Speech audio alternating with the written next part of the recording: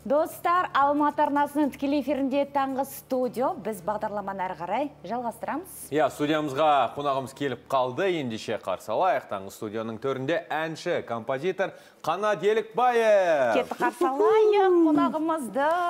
Ән қайда? Әніміз қайда? Қош келдіңіз. Ассалаумағалейкум. Қалайсыздар, амансыздар ма? Баршаларыңызға қайырлы таң. Қалыңызға қалай жеттіңіз? Ой, керемет, жақсы, тамаша. Өте керемет, көңіл кейде бір сағатта ұйқы қанбады. Қалған бәрі тамаша. Сіз де ұйықтаған жоқсыз? Ой, ұйықтаған жоқпыз. Қалай сезіндіңіз? Не болды? Этаж үйде тұрмаймын енді. Жер үйде, қаланың сыртында. Жер үйдегілер керісінше бәрі жақсы деді. Бәрі жақсы деп отыр. Сол бәрі жақсы ғой, бірақ менің ұйықтамаған себебім қаладағы өзіміз туыстарымызды. Бәрі сіздің үйге келіп бері қарай шыққандардың барлығы жаңағы кептелістерден әрең өтіп, оны басқа жағынан жаңағы кішкентай үйлердің арасымен жолдармен жүріп әйтеуір күтіп алып, сөйтіп тасумен азанға нәлек көп. Енді таңғы 4-4:30-4:00-ге таман қайталанады деді. Соны күтіп шай ішіп отырдық. Бірге қалады ау деп едік. Кемет десе. Болмады. Тұрыс болды. Әдем болды. Бәрекелді. Енді біз Тәуекел екеуміз ұйықтаған жоқпыз. Біз де күттік. Бәрі жақсы, енді ештеңе болған жоқ, осыған шүкір. Енді бүгін енелер күн екен. Бәрекел, бәсі жер бекерден бекер сілкініп атқан жоқ қызыңшы? Бәсе! Енелер күн екен ба? Енді өзіңіздің енеңіз туралы айтсаңыз. Енді менікі енді ерте кетіп қалды. Біз жақта енді кішкене жер үйде болып, кішкене қатты сілкінбеген шығар енді. Қаладағылардікі барып, оны қатты сілкінген шығар мүмкін десе. Әзіл бар енді, әзілде отқанға дейжесің, қазір күле бастадық қой, түнде күлетіндей жағдай болған жоқ шығар. Жалпы негізі енелеріміз енді, ол да бір енді екінші жанаңдай ғой, жақсы болып жаңағы өзіңнің жаңағы.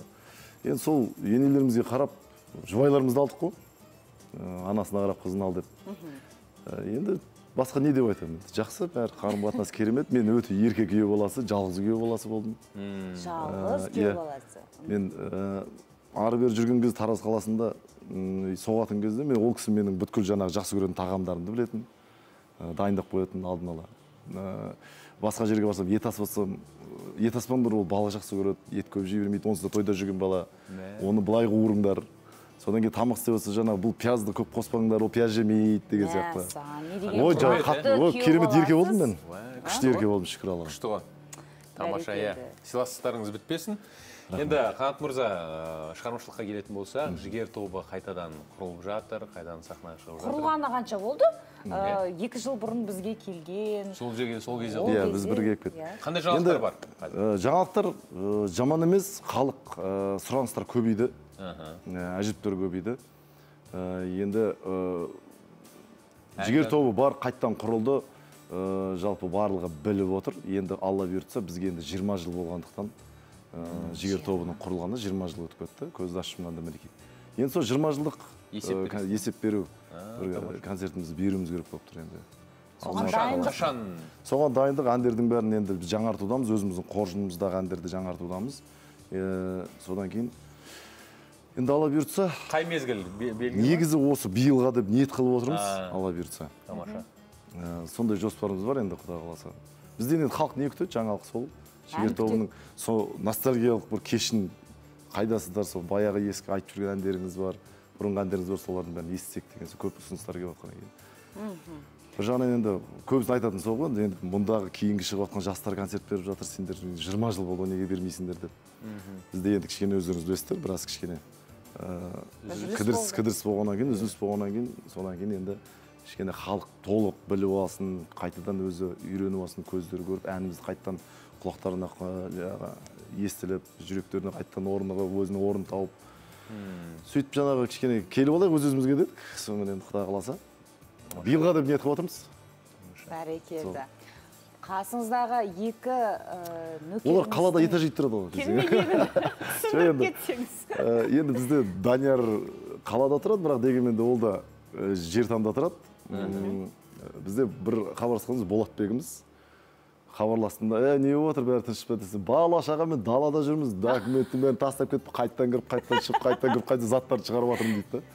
сол машинаға мініп машинада отырмыз енді дейді мен келеді үйге маған қарай кел деп айтып мен давай ұшыңдар берға біздің үйде болыңдар енді деп сөйтіп не отырсам сөйтсем қаладан шығу да қиын болыпты ғой өте иә кеше масқара дейді ғой кептеліс сол келген жаңағы бүткіл жаңағы видеолар нелердің бәрін қарап отырдық өтірігі бар шыны бар арасында біреу жіберіп қирап қалған біреуді жіберіп ортаға соны қарап отырып қараймын да соны жаңағы жазып жіберемін балаларға қуасыңдар ма мына дұрыстап қарасаңдаршы деймін да мына жерде жапырақтардың бәрі жап жасыл мына көктем ба жаз ба бірдеңке ғой қирап қалған нәрсе бәрі басқа бірдеңкелерді адамдар енді сондай жалған ақпараттар көп тарады кейбір жаңағы қобалжуға берілген адам сеніп қалуы мүмкін сондай сеніп мына қарашы қирап кетті деп құлаған үйді көруі мүмкін шынымен ол үйдегілердің барлығы масқара қирап қалыпты ғой деп басында мен де бүйтіп сеніп барып дұрыстап қарасам жапырақтардың бәрі жап жасыл мүлдем бізге келмейді ауа райына қой бұндай жалған ақпарат жібермеңдер осында сөйтіп басып жатырмыз ғой ол қызық ана бізде отырған кезде енді әйелім ғой жұбайым айтады мә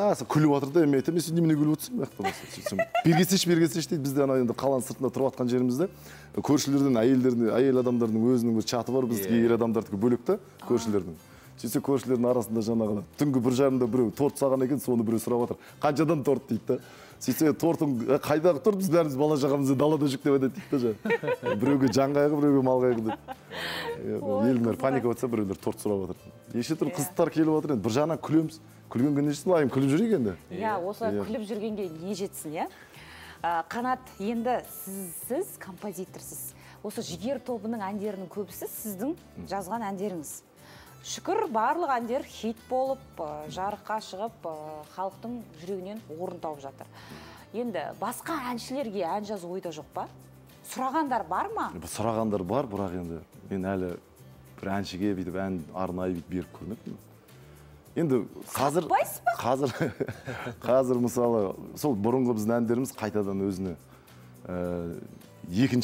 екінші рет жаңағы не дыхание ашылып жатыр да екінші рет өмірге жаңа қайтадан екінші рет жаңағы хит болып жатып не жатыр жастардың барлығы орындап жатыр содан кейін жаңағы осындай әндерді көбірек алып келсеңіз орындайық шығарсаңыз деп жатыр шығып жатыр шабыт беріп жатыр бар әндер бар дейсіз баршылық ендеше гитараңызды алып келіпсіз бір әу деп жіберсеңіз сіздің дауысыңыз қасымдағы екі жігітім болмаса да осы жүреді әйтеуір серігім әйтеуір иә екі жігіт жұмыстарына байланысты бүгін келе алмай қалды жұмыс бабына байланысты келе алмай қалды сондықтан да бүгін менің авторлық кешім десең бенефис енді мынау пайдалана отырып бір әсем ән болсын құрметті тыңдармандарымызға көрермендерімізге баршаларыңызға еш мұңаймай еш уайымдамай керемет таңдарыңыз күліп жақсы көңіл күйде атқанға не жетсін бүгін енді жаңа айтып отырмын өзім авторлық кешіме қош келдіңіздер деп жаңа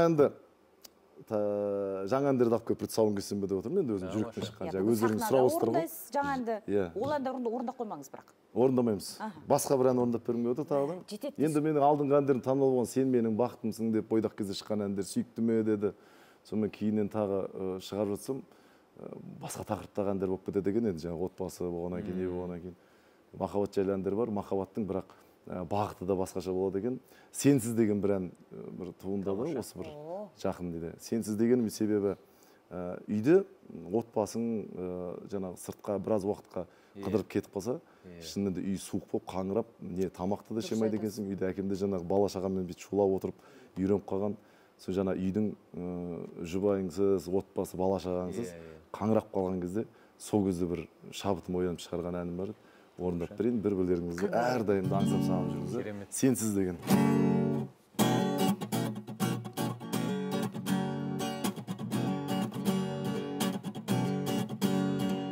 сенсіз қалай көтерілер өркеуден сенсіз қалай сезім сырын меңгерген сенсіз қалай ауа жұтып жер басып сенсіз қалай өмір сүріп келгенмен сенсіз ауыр жапан күзде жүргенім жаным сенсіз менің сыңғыр қақпас көлгенім менсіз сенің күнің қалай білмедім қызық емес көргенім, сенсіз менің қызық емес көргенім,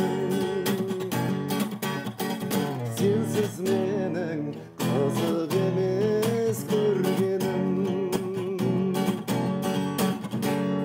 Деп жартысын айтып қояйын. Мынау керемет ән екен. Керемет ән екен. Бірақ аранжировкасы жазылған ба? Жоқ, бұл бірінші рет қазір. Шығарған кейін сіздерде алдыңыз бірінші рет орындап. Саған бізде эксклюзив ән шықпай жатып, мінекей хит болып кетті. Хит болатын ән ғой нағыз. Жоқ, расында да әлі бір отырған жерде бір ешкімнің алдында әлі орындап көрмеппін, қазір бірінші рет орындап отырмын. Бұрын анау Қанат мырзаның айтқанын орындаған көріп, студент шақтар еске түсіп жатыр да, вечер жасайсың, бәрін жиналып тұрған кезде бір гитарамен ән айтатын жігіт келсе есімде әйтеуір. Қыздардың бәрі көңілсе қауып. Гитара тартатын бәрі қарауы. Бұл ән менің ойымша хит болады, себебі барлық еркектер сондай ғой. Үйіндегі келіншегі бір жаққа кетсе бітті. Қызық емес, не тамақ, дайын тұрған тамақты да жылытып ішкілер келмейді. Қашан келесің деп бастайды, менің ойымша, сондықтан хит дайын. Тезірек жазып тастаңыз енді. Бұйыртса, рахмет, осылай шабыт беріп бастар, әйіне міндетті түрде қолға аламыз. Қандай кезде шабытыңыз оянады? Белгілі бір себептермен. Енді қазір бізде көп жаңағы кейінгі әншілерге де қазір мен айта кеткім келіп отыр. Эфирлеріңізді пайдаланып отыр. Бізде қазіргі өзіміздің композиторлерге, ақындарға кішкене қатты не болып қалды, көңіл бөлінбей кетті. Композиторларға? Сазгерлер мен ақындарға да. Өйткені сыртқы елдің дайын танымал әндерін аударып алып айтып береді. Дұрыс айтасыз, бәрі плагиат болып кетті ғой. Өнер бізде кезінде шыққан кезде, осыдан біз енді 20 жыл болды бізге, біз өзіміз шыққан кезімізде біз біреудің басқа бір әншінің әнінде орындаудың өзіне біз рұқсатты әрең алатынбыз. Сондықтан да орындау үшін, жаңа әнді алу үшін бірінші сазгеріне баратынбыз, кәдімгі аға деп жанында жүріп осындай әніңізді алсақ екен деп, ақынға барып аға осындай сөз жазып беріңізші деп артынан қандай керемет қадір болды мысалы сазгерлер мен ақындар. Қазір ақын сазгерлер ән шығардым деп жатса, жегініне қарай, дайын хитқа қарай жүгіреді. Қазақшаға аудара салады, сөз жаздыра салады. Содан кейін соншама жылдар еңбек етіп келген әншілердің танымал әндеріне, қаншама еңбек терін төккен әніне кавер дейді да шығара салады да, сол кавермен репертуарына қосып эфирге шығып кете беретін. Сіздің де әндеріңізге кавер жазып жүр, иә, қазір? Иә, жазылды, біраз әншілерге жазылды. Сізден рұқсат сұрады ма? Рұқсат сұрамағандар біраз болды. Ойбай, кім сұраған жоқ, ал осы жерде айтып алыңыз назыңызды. Ол енді былай болды, бәрін тоқылдап айтып бересің. Жай ғана болды арасында, бірақ ескерту жасадым, артынан түсіндік. Авторлар қоғам бар бізде, авторлар қоғам бүлдем ешкім, кейінгілердің бәрі ешқайсысы авторлар қоғамына көңіл бөлмейді, маған не істей аласың деген сияқты, бірақ дегенмен де бізде авторлық қоғам бар, барлығы заңды, барлығы жаңағы бақылауда отыр. Соған қатты көңіл бөлсе екен деймін да, кейінгі шығып жатқан жастар, әншілер. Сондықтан да әр сазгердің, әр еңбегі, маңдай тері, жаңағы ақындардың соншама шабыттан шығарған әнін бағалап, соны дұрыс жағынан орындауға дұрыс көзқараспен жақындау керек деп ойлаймын. Бәрекелді, дұрыс айтасыз. Мен де ақындар мен композиторларға жаным ашиды, шыны керек. Әншілер бір жарытып ақша да бермейді оларға. Иә. Кейде тегін алып алады. Ар жағынан енді ол бір жағынан шыққан кезде де әнші де қорқақтайды. Өзім енді әншілік жағынан айтайын. Мақтап алайын ол жағынан да десең. Сіз барлығысыз.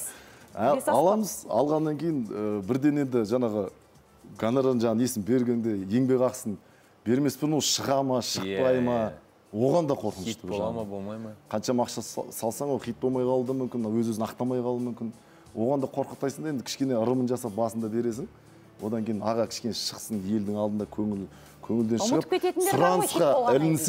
сұранысқа ілініп жатса, онда әрине барып сенің табыс әкеп жатса, оны қалай екі есе қылып бермейсің. Сен нақты біреуді айтқың келіп отыр ау деймін, Перизат, қоймайсың. Бірдеңке болып тұр, ішінде айта алмай тұр, айтпасам ба деп отыр. Біреу ұнамай қалған. Жоқ, бұл кісі бір әңгіме айтқан баяғыда десең, сонысын шығара алмай отырмын десең. Маған ән жазып беремін деген, ән шығармай отыр десең. Сол ғой десең. Иә, біз Перизат ханым енді өнерін барлығы біледі ғой, халықта бізде әнді де айтады, актриса да, тележүргізуші. Ой, рахмет деп мен барлық жағынан да несі бар, керемет репертуарында әндері бар. Екеуміз енді Перизатты енді эфирлерден көрген сайын айтып отырамыз ғой үйде. Үйде жұбайым бәрі отырады. Сол кезде үйдегі жұбайым да тиісіп отырады, маған ән кинодағы әйелің шықты деп. Жұбай ішті, екеуміз ойнағанбыз ғой. Иә, біз бір киноларға түскенбіз, бір-екі киноға түскенбіз, иә? Эпизодтарында ойнағанбыз. Ерлі зайыпты болып. Енді кино демекші, сізді киноға шақыра ма? Менен басқа адамдар десек? Жоқ, басында бір жүрегің бір тыңдашы және самырсын деген бір киноларға түстім. Ол кезде бізде киноиндустрия әлі керемет қатты бүйтіп алға дамып кеткен жоқ, біраз уақыт өтті оның түскеніне. Бірақ ол енді қатты үлкен жаңағы бүткіл Қазақстанның жаңа кинотеатрларында болған жоқ, шықпады. Одан кейін қалғанына перизация шақырғандарына түстім. Бірақ енді кастингке барып түсіп, қазір киноға шынында да түскім келеді. Ұнайды маған, қараймын барлығын жаңағы шығып жатқан кинолардың барлығын. Әрқайсының образын бәрін аңдып отырамын. Кім қандай образ алды, қалай ойнады, қалай жеткізді ойын. Сондайлар қатты қызығамын. Негізі актерлік қабілетіңіз өте жақсы. Мен білем ғой. Тамаша.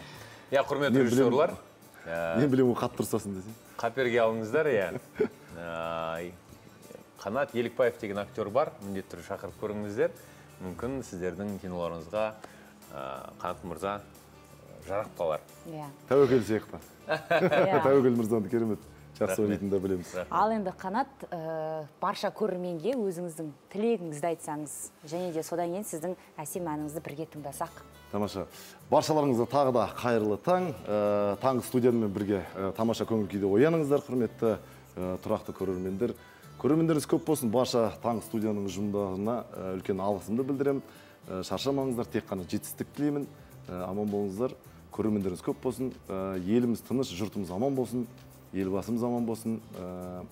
Бақытты мемлекеттердің қатарында болайық. Аман болыңыздар. Аумин, айтқаныңыз келсін.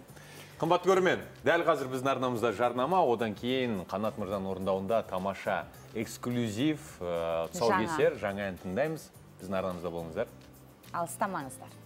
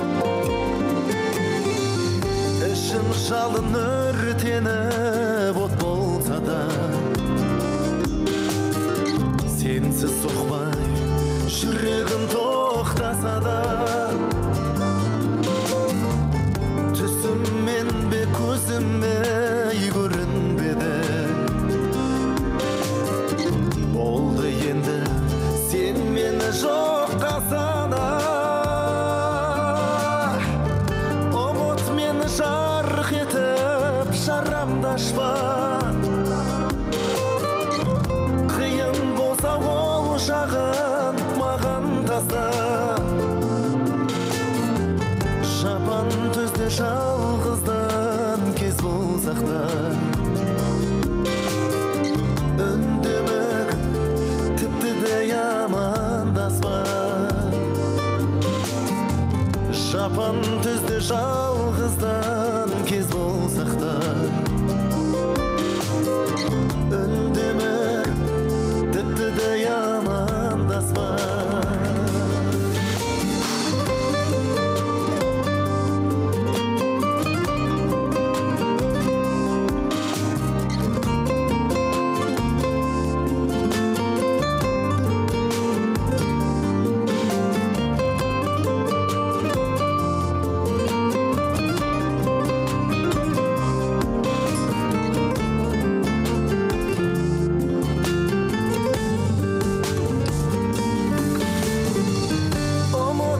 жарқ етіп шарамдашпа қиын болса ол жағын маған таста шапан түзде жалғыздан кез болсақ та үндемек тіпті де амандаспа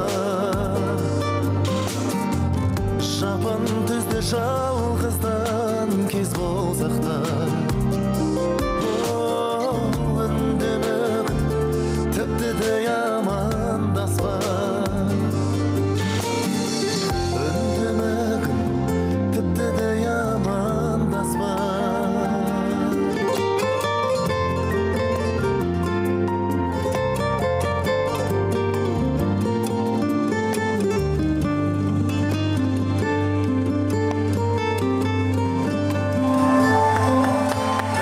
келді. Қандай Қанат мырза, қандай тамаша туынды. Лирикаға толы тамаша ән екен. Ғұмыр ұзақ болсын. Амандаспа дейсің ба? Рахмет көп. Тіпті де амандаспа. Оның тарихына бөлек келем дегенсің ба? Шығармашылық табыстар тілейміз сізге, Қанат мырза. Келіп осындай керемет көңіл күй сыйлағаныңызға көп рахмет. Аман болыңыз, тағы да сізді жаңа әндеріңізден күтеміз біздің студияда. Рахмет, әумин.